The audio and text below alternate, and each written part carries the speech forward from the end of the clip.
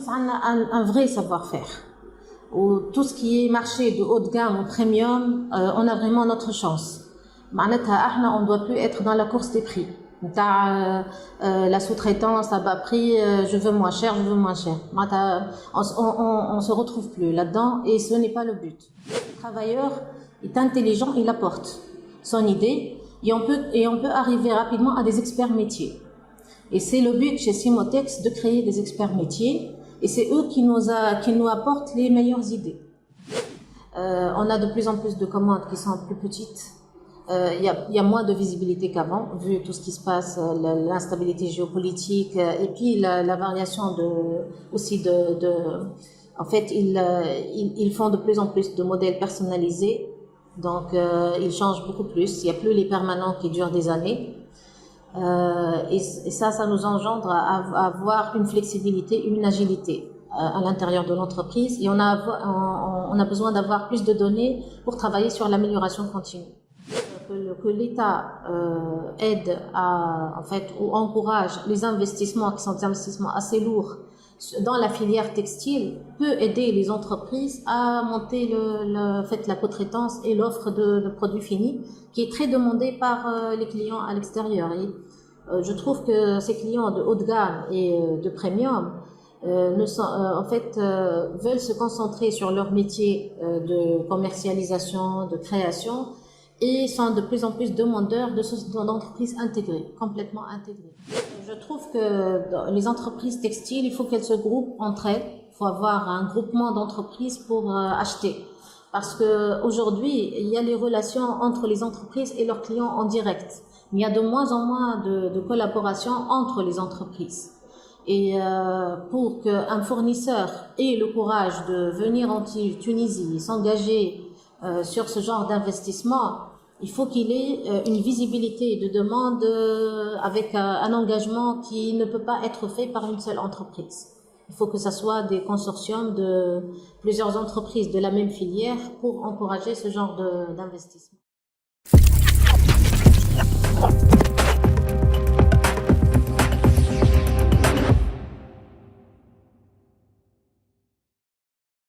Je suis Rim Ben Amara, ingénieure textile.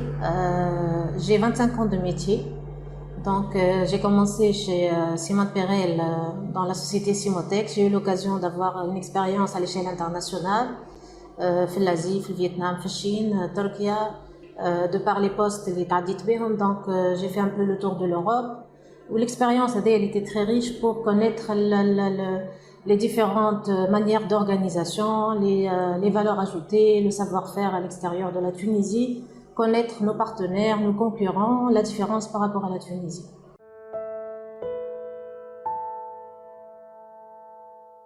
Simotex est une entreprise de lingerie féminine, donc un d'Arbaïn Snefitouns. Elle appartient à la marque Simone Perel et c'est une marque de haut de gamme. Elle aura bientôt 80 ans d'ancienneté. Donc c'est une marque de notoriété internationale, dans 80 pays à peu près dans tous les continents. Alors elle a commencé par un travail à façon en 84 où elle a évolué. On a intégré depuis 2020 le développement de la marque Simone Perel en Tunisie pour toutes les usines de groupe. Donc tout ce qui est méthode, industrialisation, toute la partie de la préparation à l'industriel. Et on est leur usine pilote, donc on a tous les produits techniques, les produits à valeur ajoutée pour les marchés stratégiques de la marque Simone Perel. La création est en France le modélisme, le prototypage, les études, le chiffrage, ou la création des dossiers techniques, l'explication des modes opératoires pour la phase de production. Ou la vérification de la gradation du patronage. On est en collaboration étroite. La création, ils ont besoin d'avoir un chiffrage pour rentrer dans un cadre de prix. Donc le chiffrage se fait en Tunisie avec la définition de la consommation des matières et fournitures, ou le mode opératoire, les temps de production. Où ces éléments leur permettent de définir les prix et les marges. La phase de la création du patronage de base, donc le montage des prototypes, ou une collaboration étroite entre ce service ou le modélisme pour la rectification du patronage, pour le préparer à un patronage qui peut se porter d'une manière confortable وبعد تبدا la phase d'industrialisation, donc c'est la préparation à l'industriel. Toutes les études, les postes, les modes opératoires, les préparations de machines, les accessoires nécessaires, toutes les études se font en Tunisie pour créer un dossier technique, des fiches techniques qui permettent de refaire le produit qui a été validé par les modélistes dans des conditions industrielles. Où les dossiers techniques, après, ils sont envoyés dans toutes les usines du groupe, à l'échelle internationale, à Madagascar, en Chine, dans tous les pays où ça va se produire, au Maroc, parce que le groupe est international en termes de vente et de production. Simotex, c'est une usine de 300 personnes. Nous 850 000 à 900 000 produits par an. Alors, on est spécialisé dans la lingerie féminine de haut de gamme. On a commencé une expérience de maillot de bain. C'est récent, hein, ça fait pas longtemps. On est passé par une expérience de brassière de sport. On a essayé de diversifier, mais c'était des expériences ponctuelles. Où l'objectif, c'est de vraiment avancer dans la polyvalence et intégrer tous les produits de Simone Perel. Simone Perel, elle a ouvert ses boutiques partout dans le monde. Dans une boutique, ils ont besoin d'avoir de la lingerie et tout autre produit. Où en fait, tout ce qui est autre que lingerie est fait en produit fini, voilà, en co-traitance dans les autres pays du monde. Donc le but, c'est d'intégrer ça en Tunisie avec les nouveaux process, tout ce qui est collage, le bonding, le moulage, tout ça est fait à l'extérieur. On fait de la lingerie uniquement. Tunis a un vrai savoir-faire. Tout ce qui est marché de haut de gamme ou premium, on a vraiment notre chance. On ne doit plus être dans la course des prix. La sous-traitance à bas prix, je veux moins cher, je veux moins cher. On se retrouve plus là-dedans et ce n'est pas le but. Elle ne s'arrêtera jamais, la course du prix, et ça sera en dépit de quelque chose. Si on veut vraiment respecter les travailleurs, respecter les normes, nos lois sociales sont favorables à la santé et à la sécurité des travailleurs, contrairement à certains pays où on peut être certifié conforme aux lois du pays, mais réellement, les gens ne sont pas dans des conditions favorables au travail. Donc, en Tunisie, nos lois sont favorables aux travailleurs, et heureusement, et nous, pour respecter et pour y arriver, il faut avoir de la valeur ajoutée. Donc, le fait d'avoir des produits basiques, voilà, des produits à bas prix, ça ne paye plus en Tunisie. Je pense que ce n'est plus la cible, ça ne doit plus être la cible. On doit être dans des produits à valeur ajoutée, technologiquement, techniquement. La lingerie, sa spécificité, c'est que c'est des produits très techniques. De par les petites pièces, la précision, ou les formes, le mariage de beaucoup de matières et fournitures, fines, nerveuses, avec un apport humain qui est très important. On est parmi les secteurs qui, je pense, vont être les derniers, voire je ne sais pas si ça va arriver un jour, robotisés, automatisés. Donc il y a un apport humain qui est très important. La réunion de pas mal de matières et fournitures avec tous les aléas qui arrivent de plus en plus dans la fabrication de ces matières et fournitures et accessoires, on doit avoir une forte agilité, un apport humain qui est très important, une intelligence. C'est ce qu'ont nos travailleurs. Moi, j'ai travaillé dans d'autres pays, c'est de l'exécution pure. J'ai vu au Vietnam ou ailleurs. C'est de l'exécution pure. Ils sont de bons exécutants, mais ils réfléchissent moins, si je peux me permettre. En Tunisie, le travailleur est intelligent, il apporte son idée et on peut arriver rapidement à des experts métiers.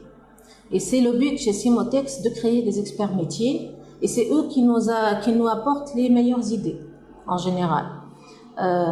Et les tolérances, on le voit de plus en plus, partout dans le monde, dans les matières et fournitures, sont de plus en plus importantes. Vu les aléas qui arrivent dès la fabrication des fils, au tricotage, au process de teinture, plus la spécificité des matières et des fournitures demandées de plus en plus par les consommateurs, qui doivent être plus fines, plus douces, plus nerveuses. Donc les aléas par rapport à leur fabrication sont plus importantes. Marier tout ça, parce que pour faire un article chez nous, on peut marier jusqu'à 15-20 matières et fournitures différentes. Tout ça fait que le travailleur, il doit apporter pour avoir la conformité de la confection. On a aussi une formation de technicien supérieur, ingénieur qui est très intéressante en Tunisie. Donc, parce qu'on a besoin d'encadrement et de plus en plus, les entreprises textiles se structurent.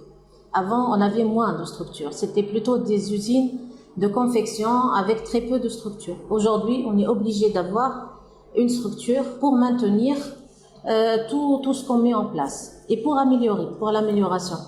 Et ça, on arrive à avoir des profils qui sont très intéressants. En fait, on va vers le fait d'avoir des produits qui épousent le plus les formes, qui sont plus confortables. Le consommateur, il est aussi soucieux de l'esthétique qu'au confort, plus qu'avant. Pour avoir un produit confortable, on a des formes qui sont plus difficiles à faire, mais qui épousent mieux les formes, avec des matières plus difficiles à traiter. Donc, on doit avoir des machines qui sont très pointues, très précises, plus d'accessoires, d'accompagnement pour avoir la précision demandée par les modélistes. Donc, il faut investir dans du matériel très pointu. Après, il faut avoir beaucoup plus de données en temps réel pour avoir des réactions rapides. On a de plus en plus de commandes qui sont plus petites. Il y a moins de visibilité qu'avant, vu tout ce qui se passe, l'instabilité géopolitique, et puis la variation en fait, ils font de plus en plus de modèles personnalisés, donc ils changent beaucoup plus. Il n'y a plus les permanents qui durent des années. Et ça nous engendre à avoir une flexibilité, une agilité à l'intérieur de l'entreprise. Et on a besoin d'avoir plus de données pour travailler sur l'amélioration continue. C'est ce qui nous a poussé à mettre en place la digitalisation et avoir plus de chiffres pour travailler sur l'amélioration continue. C'est pour ça que j'ai dit on a besoin d'encadrement pour exploiter tous ces chiffres, mais on a besoin aussi de mettre en place les installations nécessaires et financer tout ça. Donc le fait, aujourd'hui, on est appelé à financer les investissements continus sur le matériel et les investissements sur la digitalisation. Chez la marque Simone Perel, c'est plutôt, on est très sensible, ça fait des années, à la toxicologie, donc on est draconien sur le contrôle de la toxicologie des matières et fournitures, avec nos fournisseurs, les contrôles permanents pour vérification. L'utilisation des teintures, de moins en moins en fait de produits chimiques. Ça, c'est la tendance avec les fournisseurs. L'irritation, tout ce qui est couture plus fluide, couverture de couture et tout ça, les finitions. Donc c'est plutôt dans ce sens. Mais j'entends parler de marques qui travaillent plus premium, par exemple, sur des émissions d'odeur. Ça, c'est plus, en fait, c'est des demandes de consommateurs. Après, c'est tout ce qui est mise en place de capteurs pour tout ce qui est relevé de température. Ça, c'est plutôt le médical, les brassières médicales. Pour le sport, c'est diffusion de produits relaxants. Sur des boxeurs ou des shorts ou des produits de sport. Ça, en fait, le juste corps, il sert, puisqu'il est collé au corps, à faire ce genre de diffusion dans la peau qui servent pour le médical ou pour l'émission d'odeur. Aujourd'hui, c'est pas la tendance de Simone Perel, elle est plus une marque haut de gamme qui travaille sur le design et pas sur les produits intelligents.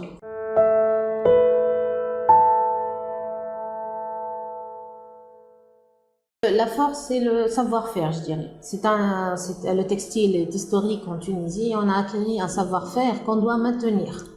Donc, c'est la bataille actuelle, c'est de la continuité et le transfert du savoir-faire entre les travailleurs, les chefs de chaîne, les mécaniciens et à la nouvelle génération d'ouvriers ou de mécaniciens ou de chefs de chaîne.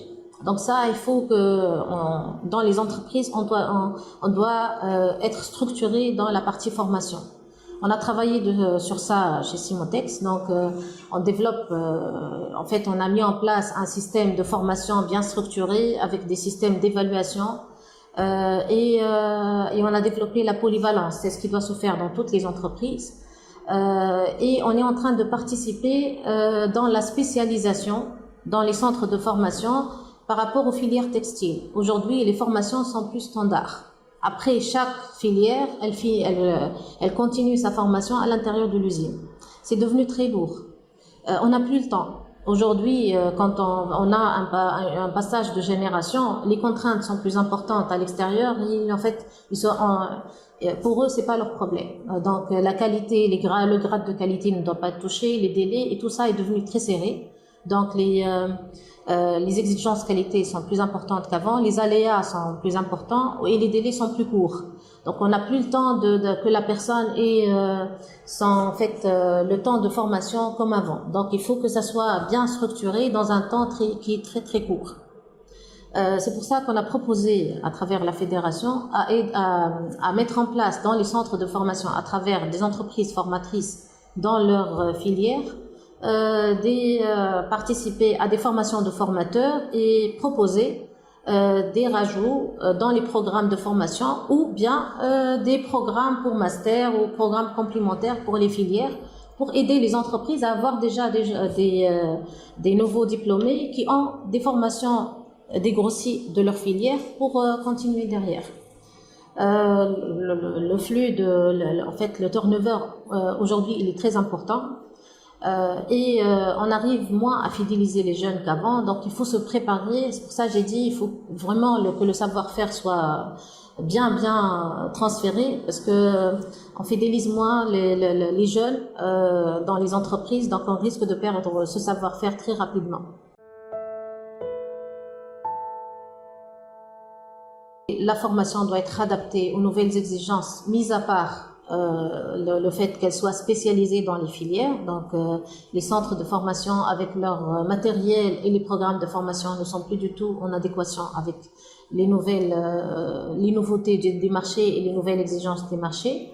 Après, on a un problème de recrutement, on n'arrive pas un problème d'attractivité, on n'arrive pas à attirer les jeunes.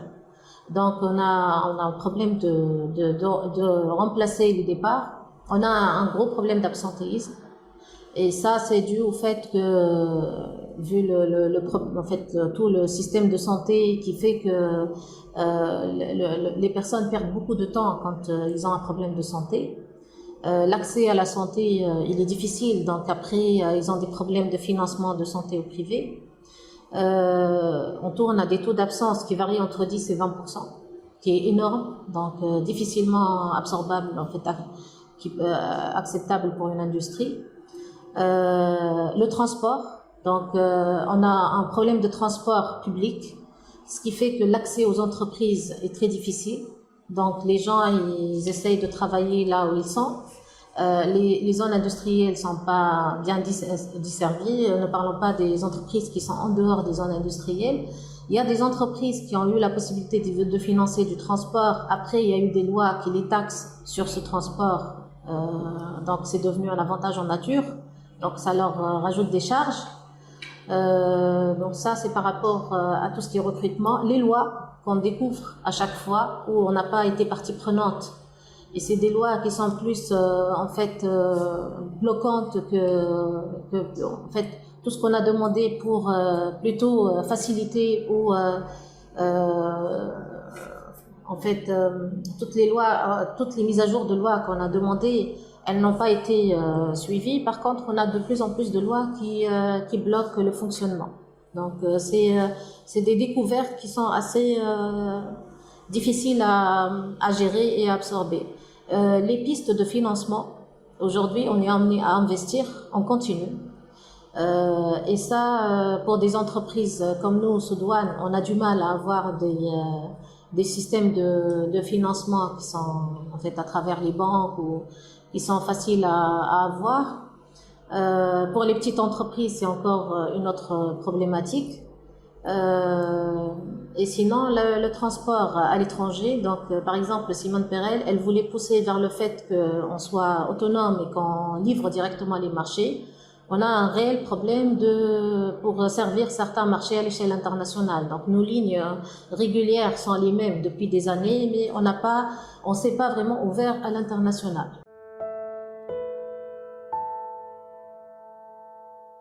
Moi, je dirais déjà le fait que on est prêt à cette agilité demandée par les marchés internationaux, parce que on a des personnes qui sont bien formées, bien techniques, et on a des personnes qui s'adaptent très rapidement, qui sont formées rapidement. Et donc, cette agilité nous permettra de travailler donc, de plus en plus les petites séries dans le premium et haut de gamme, où on a de plus en plus de demandes. Et les écoles d'ingénieurs avec les laboratoires de recherche, avec une collaboration un peu publique-privée, peuvent nous permettre d'intégrer toutes ces nouveautés technologiques et d'avancer sur toute en fait cette tendance de produits smart ou de produits à haute technologie. Le manque en Tunisie, c'est la filière textile. La filière textile ne permet pas, il y a beaucoup d'entreprises qui sont parties vers la co-traitance ou le produit fini depuis des années et elles ont mis en place les structures et c'est des structures qui sont très qualifiées. Et par contre, ils ont du mal à trouver des matières ou des fournitures disponibles aux alentours de l'Euromed en fait, et surtout en Tunisie. La lingerie, il n'y a rien. Pour les autres, il y a quelques tendances d'investissement maille ou jean. Les jeaners sont les plus intégrés. Pour la lingerie, il n'y a rien. Donc, faire de la co-traitance ou du produit fini en lingerie, c'est vraiment difficile. Ça nécessite, en plus, on est confronté au minima parce qu'on achète, en fait, on fait des petites pièces. Donc, quand on sort de la Tunisie, il y a de moins en moins de fournisseurs sur certains types de matières européens. Quand on part en Asie, on a les problématiques de minima d'achat. Donc le fait que l'État aide en fait ou encourage les investissements qui sont des investissements assez lourds dans la filière textile peut aider les entreprises à monter la co-traitance et l'offre de produits finis qui est très demandée par les clients à l'extérieur. Et je trouve que ces clients de haut de gamme et de premium en fait, veulent se concentrer sur leur métier de commercialisation, de création, et sont de plus en plus demandeurs d'entreprises intégrées, complètement intégrées. Des partenariats publics-privés, parce que c'est des investissements lourds, où l'État peut être garant vis-à-vis de ces investisseurs auprès de ceux qui vont les financer, que ce soit les banques ou autres. Parce que c'est des investissements qui sont assez lourds. Sinon, c'est des facilitations en fait, de taxes, de charges, parce que déjà, ils vont subir des investissements, en fait, des financements assez lourds, dont le retour sur investissement est assez long.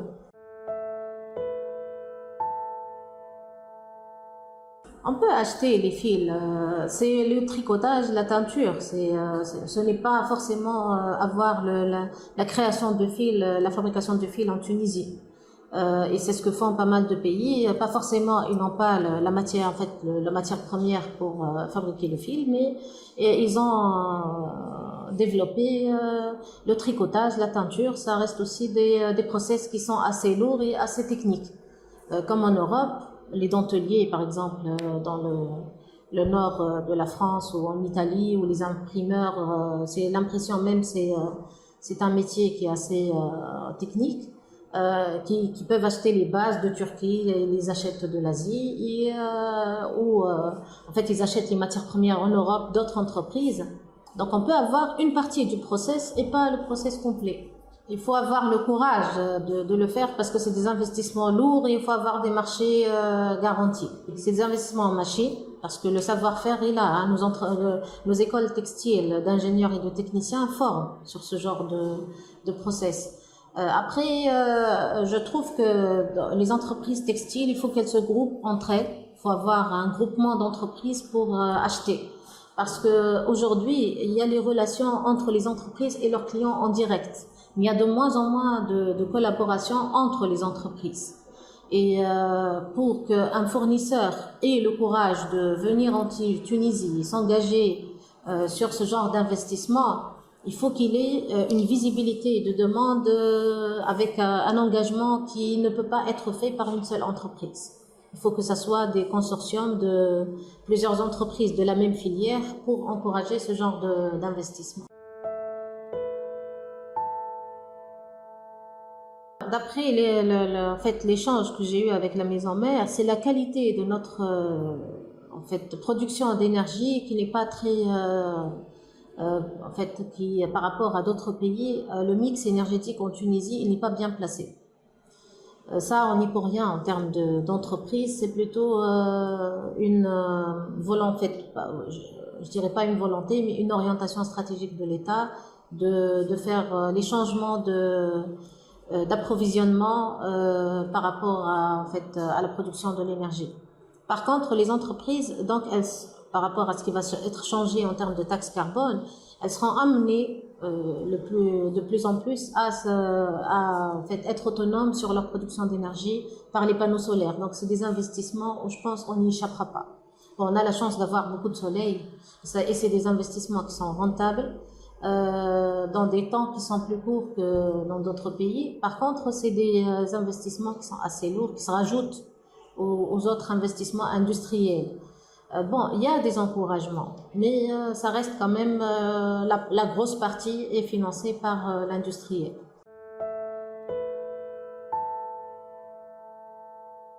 Aujourd'hui, en fait, l'Europe, elle est proche, donc ça coûte moins cher d'envoyer en Europe et on est proche culturellement. C'est la connaissance de ces marchés. En fait, on les connaît pas bien. Donc, je pense que c'est des marchés qui sont très différents, avec des demandes différentes, des morphologies différentes, des attentes différentes.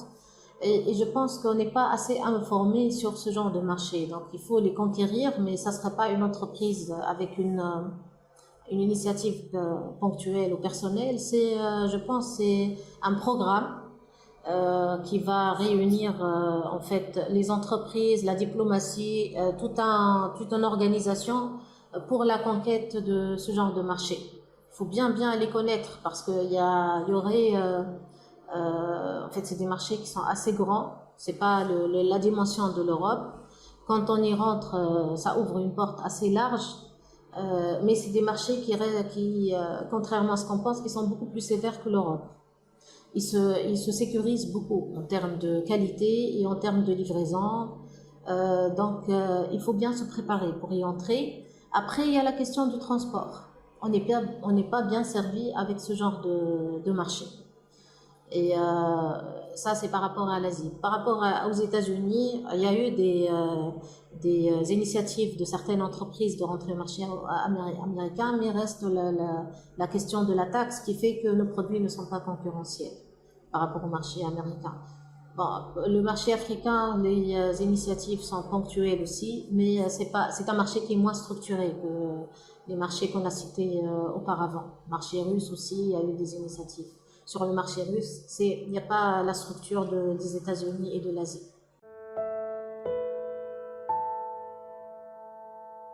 Les marques tunisiennes, je dirais déjà, il faut qu'elles soient bien structurées pour garantir une pérennité de leur qualité et de leur offre. Il faut qu'ils aient aussi une identité. On a l'impression qu'elles se cherchent un peu.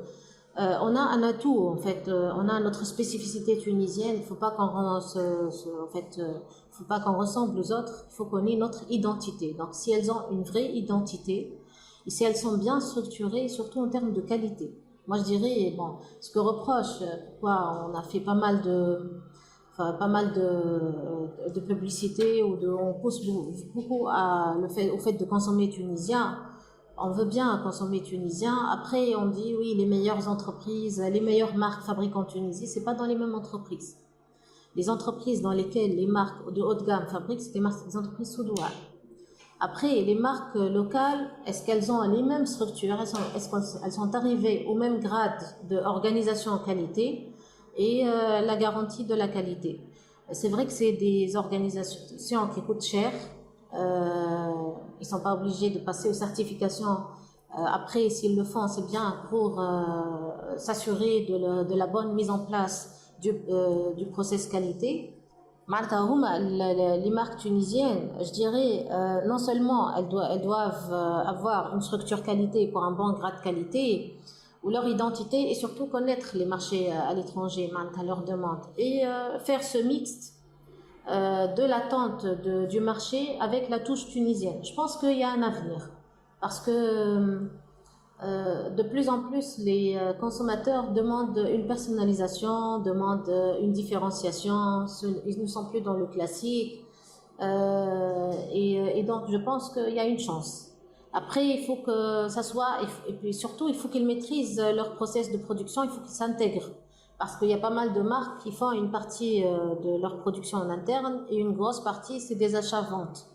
Donc, ils ne sont même pas, des fois, capables de reconduire le même produit exactement. C'est ce qui fait que, en interne, ça peut marcher, à l'extérieur, non. Le niveau ouvrière, c'est le taux d'imposition. En général, on dit on n'est pas attractif parce qu'on paye moins. Mais le problème, je trouve que la part d'imposition sur ce genre de salaire, elle est très importante.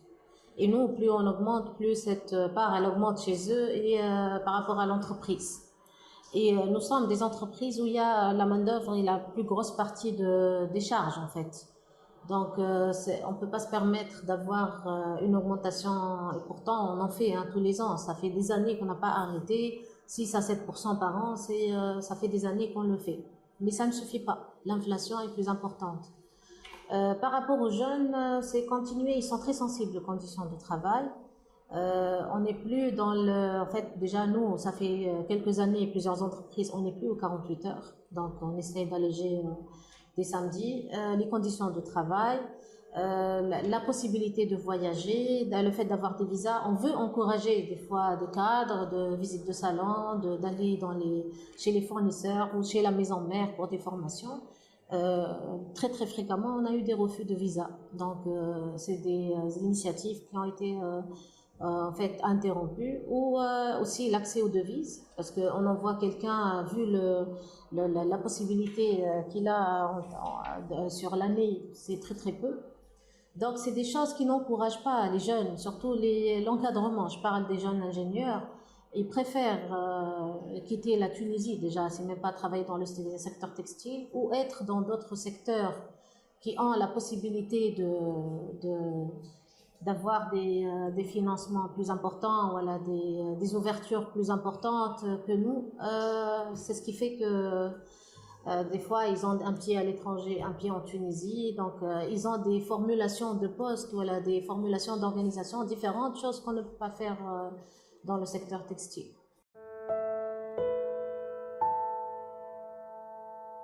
C'est en fait une volonté des entreprises, de l'État, parce que c'est pour rassembler tout ça. La fédération, avec les moyens qu'elle a, en fait, c'est le chat qui se mord la queue. La fédération a voulu faire certaines initiatives. Par manque de moyens et de structures, de personnes qui s'en occupent. Vu que, en fait, la fédération est jeune, mais il faut que les entreprises se rendent compte de l'importance d'avoir une fédération forte qui va en fait vendre cette image et travailler sur ça. Et il faut avoir les moyens pour le faire, donc il faut qu'ils s'adhèrent plus et puis il faut qu'ils participent, contribuent plus à leur fédération, comme font pas mal de pays, que ce soit en Euromed, voilà, en Europe, qui elle est locomotive du secteur à l'étranger, voilà, même à l'intérieur du pays, par la création de ce genre d'événements. Et le problème aujourd'hui, c'est que j'ai l'impression que chaque entreprise, elle est en train de traiter directement avec ses marchés, mais elle ne regarde pas ailleurs. Et je pense qu'ils n'ont pas compris que le fait que c'est très dangereux. Si on n'a pas, en fait, un écosystème, et si on n'a pas une image, comme vous dites, qui se rajoute au savoir-faire qu'ils vendent aux clients, ça ne marchera pas. En fait, ça peut se couper à tout moment, n'importe comment.